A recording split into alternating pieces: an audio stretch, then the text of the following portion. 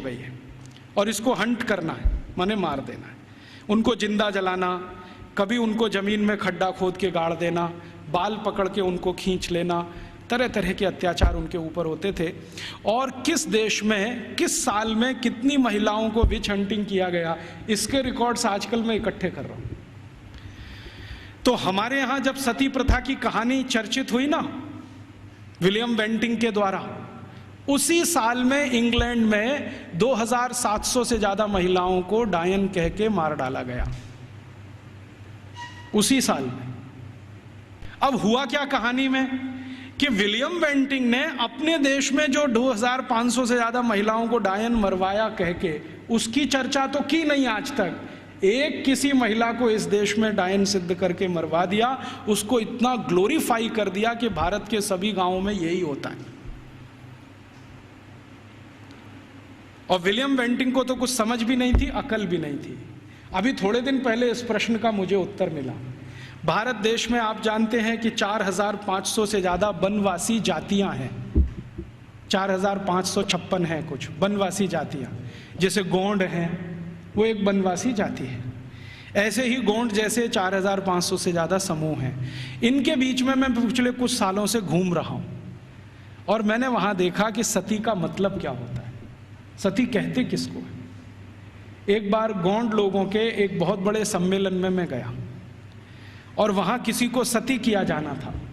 मैंने कहा चल के देखूं ये होता क्या है सती होना। तो वहां हुआ ये था कि एक महिला के पति का देहांत हो गया, स्वर्गवास हो गया, और पति का स्वर्गवास हो गया तो उसकी अंतिम यात्रा के लिए गांव के लोग जा रहे हैं। अंतिम संस्कार वो ऐसे ही करते हैं जैसे हम करते हैं, अग्निदाह करते हैं, लकड़ियां इकट्ठी करते हैं। तो मैंने देखा कि उसकी पत्नी आती है और उसके चारों तरफ प्रदक्षिणा करती है और संस्कृत के मंत्र बोलते हैं। कभी कभी उनको भूल जाएं तो वो अपनी भाषा के मंत्र बोलने लगते हैं, लेकिन मंत्र उच्चार होता है, बराबर होता है, पूरे समय होता है।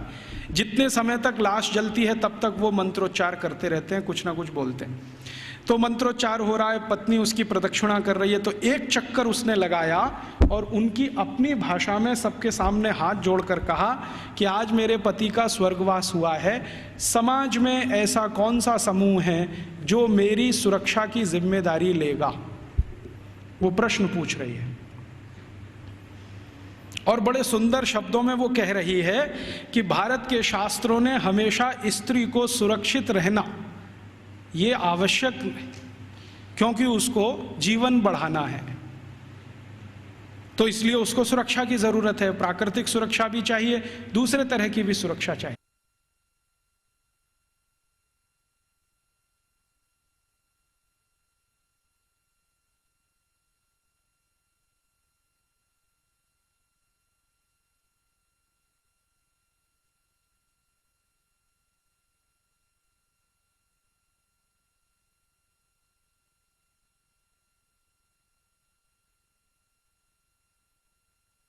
क्या मेरी बेटियां जिम्मेदारी लेंगी?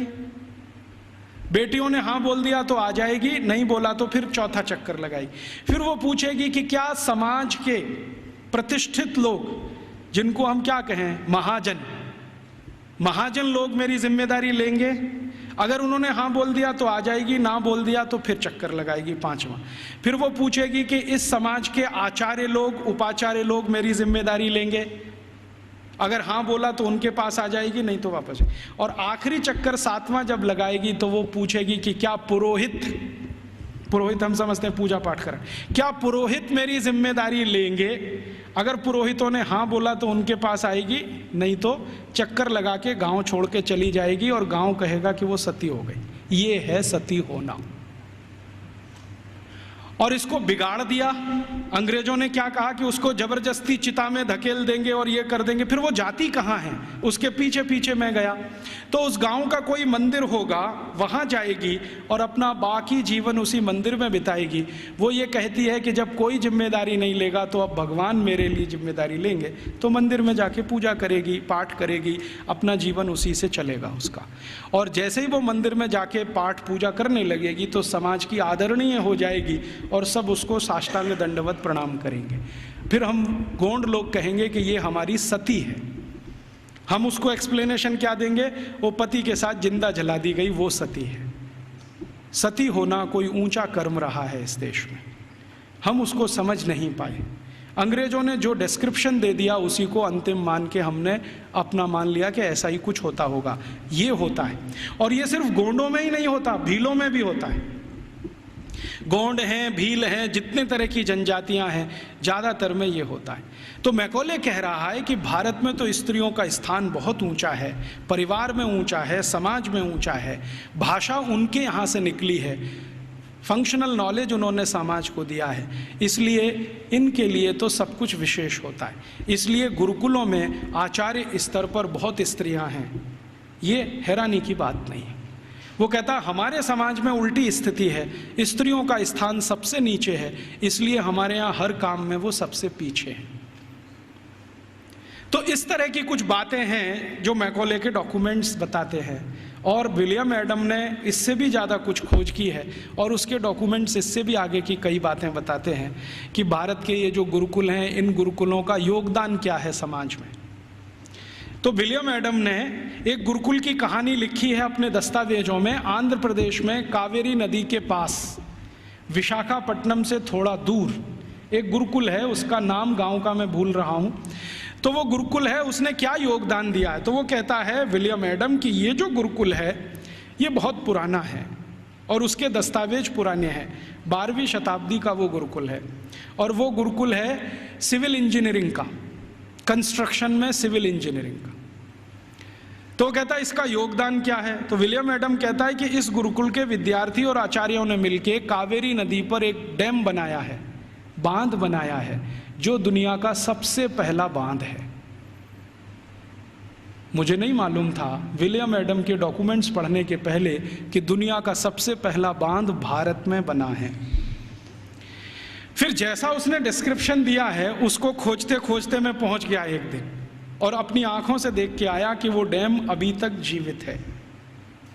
उस डैम पर तेलुगु भाषा में एक पत्थर लगा हुआ है जिस पर तारीख है सन 1238 में वो बना है।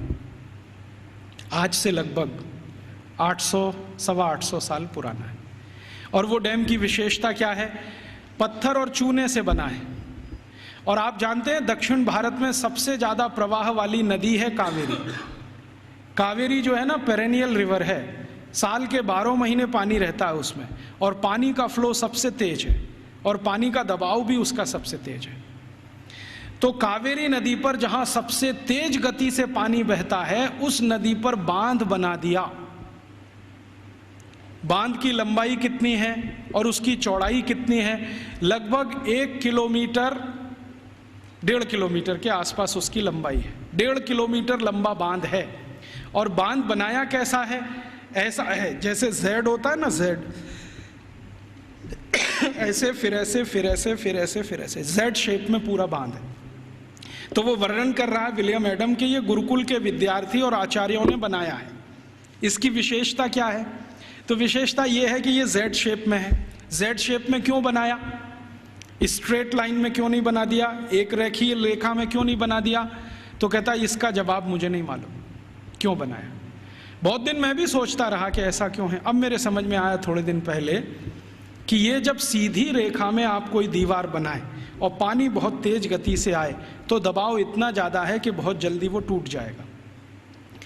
लेकिन अगर आप उसी सीधी रेखा की दीवार को ऐसे ऐसे कर दो तो पानी का प्रेशर डाइवर्ट हो जाएगा और वो डैम कभी भी नहीं टूटेगा। अब समझ में आया कि वो 825 साल से कैसे जिंदा है।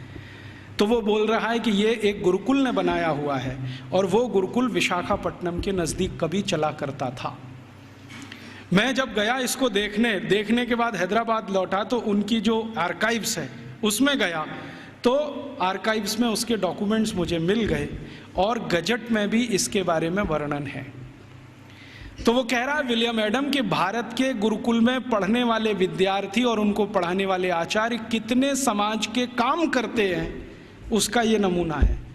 राजा डैम नहीं बनाते, विद्यार्थी और उनके अध्यापक मिलकर डैम बना देते हैं। और विलियम एडम लिख रहा है कि भारत में ऐसे हजारों तालाब गांव-गांव में विद्यार्थियों ने और उनके अध्यापकों ने बना दिए। ऐसी हजारों गौशालाएं गांव-गांव में विद्यार्थियों ने और अध्यापकों ने बना दी। ऐसी हजारों समाज उपयोगी चीजें जैसे धर्मशालाएं, कुएं, पानी की रहट, ये सब विद्यार्थियों ने अध्यापकों के साथ मिलकर बना दिए। तो विलियम एडम कह रहा है कि भारत के गुरुकुल सिर्फ शिक्षा का केंद्र या विद्या का केंद्र ही नहीं है, ये गुरुकुल अपने विद्यार्थी और अध्यापकों के साथ मिलकर समाज के इतने बड़े काम कर रहे हैं जो वर्षों वर्षों तक भारत के लोगों के उपयोग में आने वाले हैं।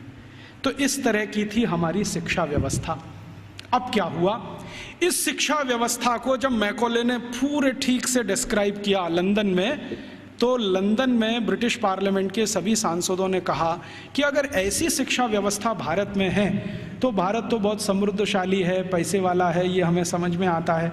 कई गुरुकुलों का उसने वर्णन किया है जो कृषि विज्ञान सिखाते हैं, कृषि शास्त्र सिखाते हैं। तमिलनाडु के कई गुरुकुलों का जिक्र है जिसमें कृषि विज्ञान ऐसा सिखाया जाता है जहां 1 एकड़ में 56 क्विंटल चावल पैदा होता है, उसकी विद्या वो सीखते हैं वहां पर। आज भारत में जितने भी एग्रीकल्चरल यूनिवर्सिटीज़ हैं ना, वो 1 एकड़ में 30 क्विंटल से ज़्यादा धान कभी पैदा करके दे नहीं पाए, लेकिन 1835 में विलियम एडम कह रहा है कि 1 एकड़ में 56 कुंटल धान पैदा करना तो सामान्य बात है। और ऐसी शिक्षा देने वाले, विद्या देने वाले सैकड़ों गुरुकुल भारत में।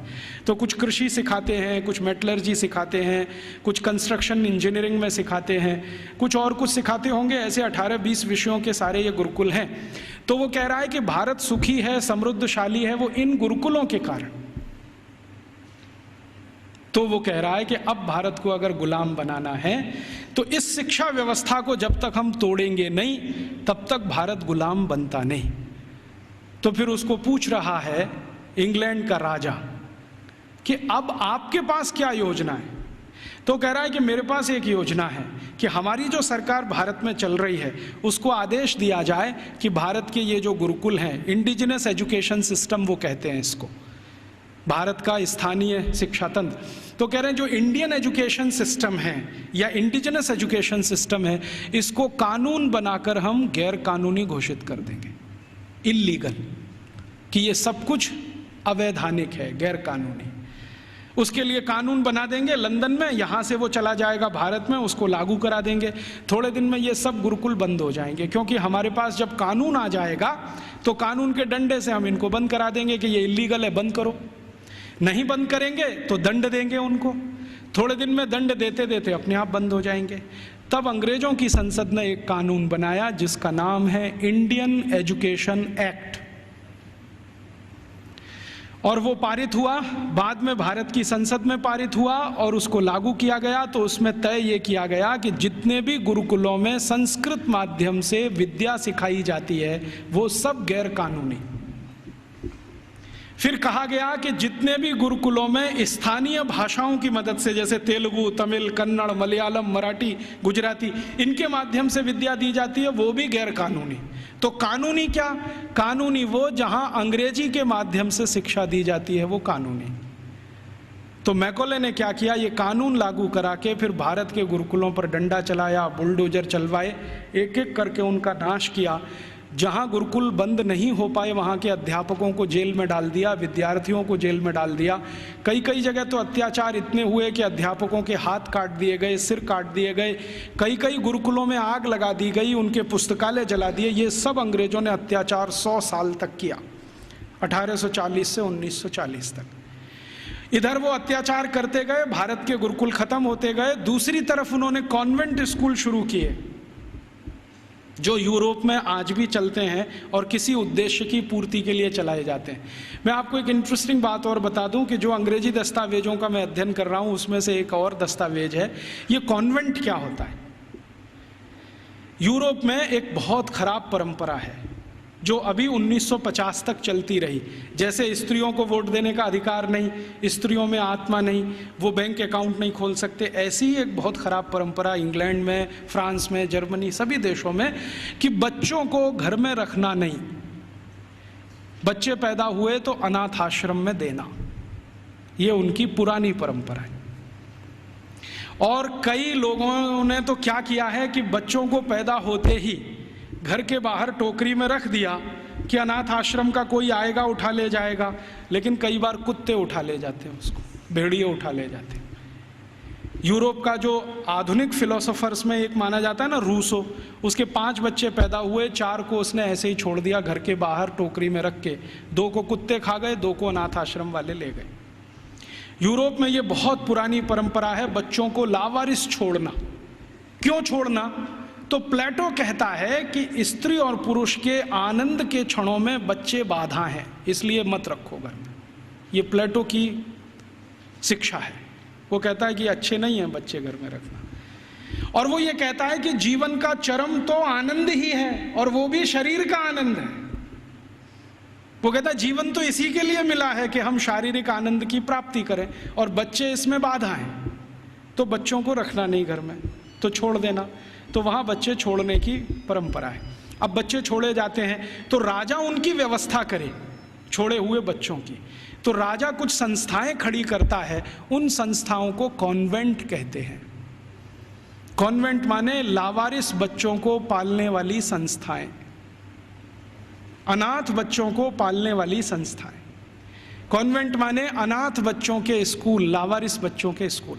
तो यूरोप में ये कॉन्वेंट चलते हैं। तो ये मैकॉले कह रहा है कि भारत में भी यही चलाएंगे हम। तो कोई सांसद उससे पूछ रहा है कि भारत में कोई अनाथ होता है? उसने कहा होता तो नहीं है, लेकिन हम बनाएंगे। होता तो कोई नहीं है, क्योंकि भारत में किसी बच्चे के माता पिता भी मर जाएं तो उसके चाचा चाची हैं, ताऊ ताई हैं, मामा मामी हैं, मौसा मौसी हैं, बुआ फूफा, कोई तो लेगा उसको। यूरोप में तो है माता पिता, तो भी छोड़ देंगे। तो यूरोप में ये जो लावारिस बच्चे हैं, इनको पालने के लिए कॉन्वेंट खड़े किए जाते हैं। कॉन्वेंट को चलाने वाले ज़्यादातर क्रिश्चियन इंस्टीट्यूट होते हैं या चर्च होता है। राजा चर्च को दान देता है और उस पैसे से ये सब चलते हैं।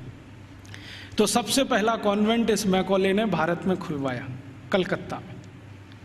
और उस कॉन्वेंट में कोई पढ़ने नहीं आता था, तो इसने दूसरा कानून बनवाया कि जो भारतवासी ईस्ट इंडिया कंपनी और अंग्रेज सरकार की नौकरी करेंगे और कलकत्ता में रहेंगे, उनको अपने बच्चे यहाँ भेजना आवश्यक है, नहीं तो नौकरी जाएगी।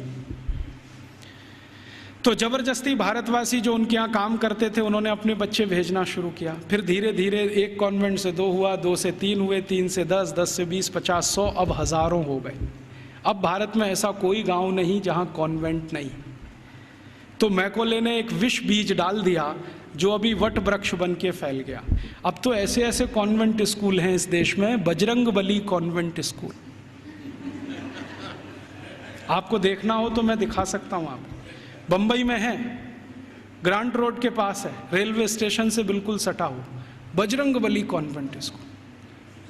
हाँ, और एक कॉन्वेंट स्कूल है संतोषी माता कॉन्वेंट स्कूल, एक है सरस्वती देवी कॉन्वेंट स्कूल, एक महावीर स्वामी कॉन्वेंट स्कूल खुला है अभी बेंगलोर में, जबरदस्त। अब इनको पूछो चलाने वालों को कि बजरंगबली का कॉन्वेंट से क्या रिश्ता है, या सरस्वती देवी कब कॉन्वेंट स्कूल में पढ़ने गई थी। मूर्खों के मूर्ख इस देश में पैदा हो गए, ना तो अंग्रेज हैं ना तो हिंदुस्तानी हैं, खिचड़ी बन के इस समाज में पड़े हुए। ना उसमें से आप चावल निकाल सकते हैं, ना मूंग की दाल का दाना निकाल सकते। ये खिचड़ी लोगों ने देश का सत्यानाश कर दिया। ये सब मैकॉले की संतान है। मैकॉले तो छोड़ गया कुछ। जब अंग्रेज गए थे ना, तो रिकॉर्ड्स बताते हैं कि 350 कॉन्वेंट स्कूल थे 15 अगस्त 1947 तक। अब शायद वो 30-35 हजार हो गए हों, तो कोई आश्चर्य की बात नहीं। अब यूरोप में जो कॉन्वेंट स्कूल हैं, वैसी ही शिक्षण यहाँ हो रहा है। यूरोप में क्या होता है ना, मैंने आपसे कहा कॉन्वेंट माने लावारिस बच्चों के स्कूल। तो वहाँ जो बच्चे पढ़ने आते हैं, उनको सिखाया जाता है कि देखो ये जो अध्यापक है वो अध्यापक नहीं है, ये फादर है, ये मदर है, क्योंकि असली का पता नहीं।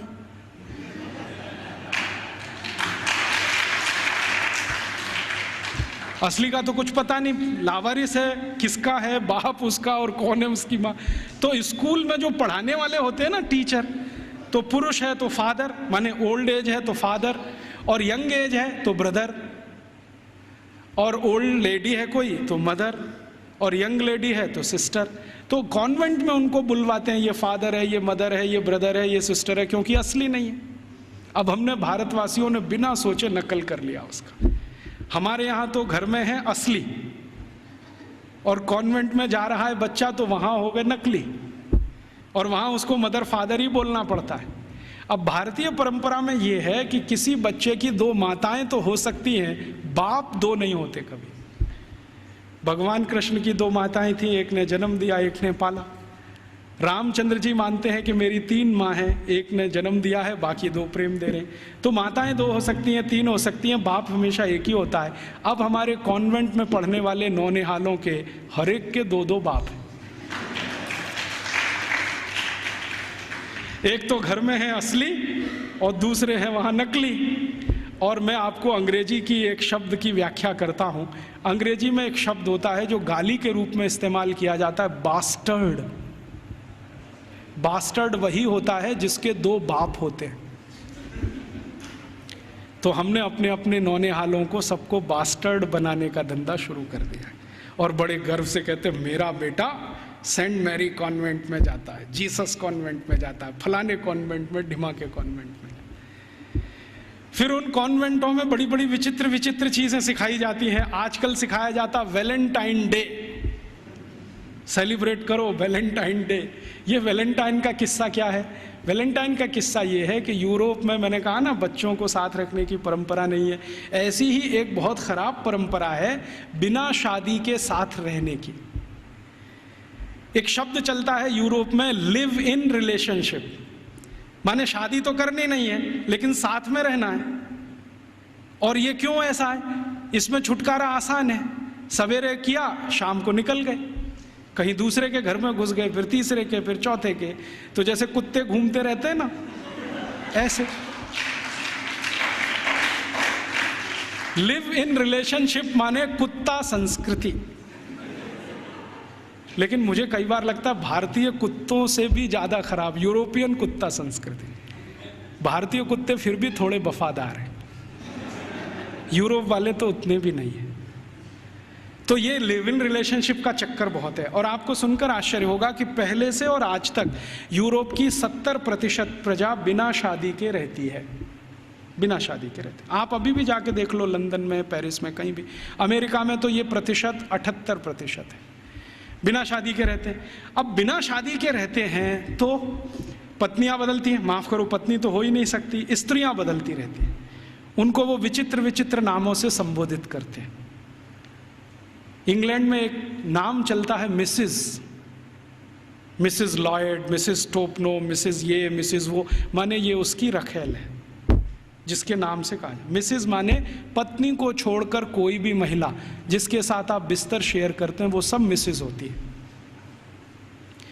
तो वहां तो ये है सारा खेल, स्त्रियां तो शादी के बिना, पुरुष तो शादी के बिना। तो कभी कभी बीच बीच में यूरोपियन लोगों को कुछ अच्छे विचार भी आ जाते हैं। तो 4वीं शताब्दी में, आज से लगभग 1600 साल पहले, एक व्यक्ति पैदा हो गए रोम में, उनका नाम था वैलेंटाइन। वो चर्च के पादरी हो गए। उन्होंने भारत का साहित्य कुछ पढ़ा। भारतीय साहित्य बहुत जगह फैला है, हम सब जानते हैं। तो वो पढ़ लिया, उनके विचार बदल गए। उनका कहना है कि सबको शादी करके ही रहना चाहिए। और वो प्रचार करने लगे गांव गांव घूम के कि भाई शारीरिक संबंध बनाओ तो पहले शादी करो। तो राजा जो था उस समय, क्लॉडियस नाम का एक राजा था रोम में, वो कहता था आप ये क्या बकवास करते हैं।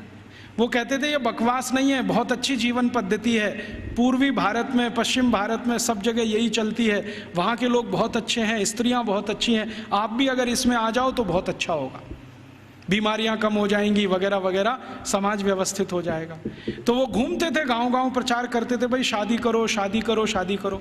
और राजा जो होता था वो रोकता था कि शादी क्यों करना, हमारी तो परंपरा है बिना शादी के रहना। तो राजा और वैलेंटाइन का झगड़ा चलता था। तो वैलेंटाइन साहब क्या करते थे कि जो भी शादी करने को तैयार हुआ उसको अपने चर्च में बुलाते थे और उसकी शादी करते थे। ये सिलसिला उन्होंने 20-25 साल चलाया। अब वो राजा बहुत परेशान हो गया, तो एक दिन उसने वैलेंटाइन को फांसी पर लटकाने का आदेश दे दिया। तो 14 फरवरी सन 498 को वैलेंटाइन को फांसी पर लटका दिया गया।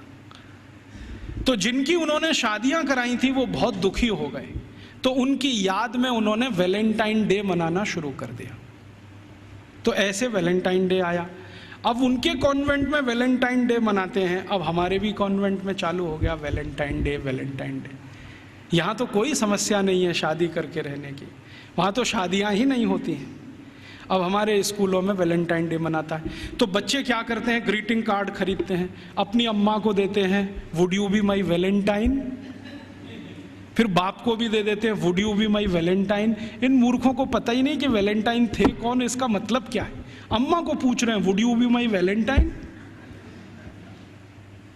अभी थोड़े दिन पहले बंबई में मैं एक बुजुर्ग आदमी को मिला जिनकी 75 साल की उम्र है, उनके पास 18 ग्रीटिंग कार्ड आए वैलेंटाइन डे पर, और सब में एक ही बात, would you be my Valentine. 75 साल के बुजुर्ग आदमी से लड़कियां पूछ रही would you be my Valentine. ऐसा अधकचरापन है। ये सब कॉन्वेंट में से हमारे बच्चे सीख सीख के निकल रहे हैं। और इन कॉन्वेंट स्कूलों में क्या क्या सब सिखा दिया। वो कहता था ना मैकॉले ये कहता था कि ये जो कॉन्वेंट स्कूल हम चलाएंगे, इनमें शिक्षा मिले ना मिले, संस्कार अंग्रेजियत के हम जरूर देंगे। तो क्या होगा, तो कह रहा है वो कि भारतवासी जितने साल इसमें से पढ़कर निकलेंगे ना, तो वो शरीर से दिखने में भारतीय होंगे, आत्मा से अंग्रेज हो जाएंगे, फिर यही हमारी मदद करेंगे और भारत को गुलाम बनाए रखने में व्यवस्था करेंगे।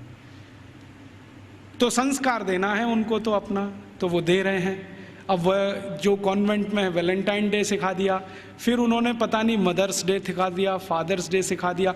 मदर्स डे पता है क्या होता है यूरोप में एक और बहुत पुरानी परंपरा है, प्लेटो के समय से चली आ रही है, कि बच्चे जब पैदा हुए ना तो घर में तो रखने नहीं है, बाहर छोड़ देने हैं, तो उन बच्चों को माँ का दूध नसीब नहीं है। तो चर्च में जो होती है ना, सिस्टर्स होती है, वो अपना दूध उनको उपलब्ध कराती है। अब आप में से कई लोगों को यह प्रश्न होगा कि बायोलॉजिकली ये संभव कैसे है, वो नर्स तो मां बनी नहीं, तो उसको दूध कैसे आएगा। लेकिन अभी आधुनिक विज्ञान ने यह सिद्ध कर दिया है कि कोई बच्चा लगातार 2-3 दिन तक बिना विवाहित किसी महिला को लगातार स्तनपान करे तो चौथे 5वें दिन से दूध आना शुरू हो जाता है। तो उनके यहाँ नर्सिंग जो होती है वो सिस्टर्स के द्वारा होती है या नर्सिस के द्वारा होती है, मां नहीं करती है। लेकिन कभी कभी साल में कोई एक दिन मनाना हो तो वो मदर्स डे मनाते हैं, जिस दिन मां अपने बच्चे को दूध पिलाने के लिए वहां जाती है कॉन्वेंट में, तो उनके यहाँ मदर्स डे होता है। ऐसे ही उनके यहाँ फादर्स डे होता है। फादर्स डे का चक्कर क्या है, यूरोप के बच्चे वैसे तो घर में रहते नहीं, जो गलती से किसी ने रख लिए तो उनको अपने बाप के साथ खाना खाने का अधिकार नहीं है। डाइनिंग टेबल पर अपने बाप के साथ वो नहीं बैठ सकते। बाप अपने डाइनिंग टेबल पे खाना खाएगा दोस्तों के साथ, जब वो चला जाएगा खाना खा के तो बाद में बच्चे डाइनिंग टेबल पे बैठते हैं। लेकिन साल में कोई एक दिन वो फिक्स करते हैं जब बच्चे बाप के साथ बैठे डाइनिंग टेबल पर, उस दिन वो फादर्स डे मनाते हैं। अब उनके मदर्स डे, उनके फादर्स डे, उनके ब्रदर्स डे, उनके सिस्टर्स डे या उनका वैलेंटाइन डे, उसके पीछे कुछ कहानियां हैं। हम बिना सोचे समझे अंधों की तरह से इस पे लग गए हैं। कई बार मैं देखता हूं अजमेर जैसे शहर में, जयपुर जैसे शहर में मदर्स डे पे रैली निकाली जा रही है, प्ले कार्ड लेके बच्चियां अपने अपने हाथ में जा रही हैं, स्कूल कॉलेज उनका छुड़वा दिया जाता है, और ये सब मूर्ख सरकारी अधिकारी किया करते हैं। फिर फादर्स डे पे निकालते हैं, फिर इस पे निकालते हैं, ये सब तमाशेबाजी। ये मैकॉले हमारे यहाँ छोड़ के गया, और वो बार बार कहता था कि हमें संस्कार देना है, शिक्षा दे पाए ना दे पाए वो महत्व का नहीं, अंग्रेजियत का संस्कार देना है। तो वो दे गया। अब वो हमारे खून में घुस गया, और इतना घुस गया है कि कुछ समझ में नहीं आता ये निकले कैसे। कई बार मैं किसी के घर में जाता हूँ तो पिताजी का नाम है रामदयाल, माताजी का नाम गायत्री देवी, बेटे का नाम टिंकू। अब मैं पूछता हूं कि ये रामदयाल और गायत्री देवी का टिंकू कहां से आ गया, या रामदयाल और गायत्री देवी की बेटी का नाम डिम्पल, ट्विंकल, बबली, डबली। क्या है बबली का मतलब, क्या है डबली का मतलब, इस तरह के नाम हमने रखे हुए। घुस गई अंग्रेजियत हमारे घर में। हम सब मातृभाषा में हिंदी है,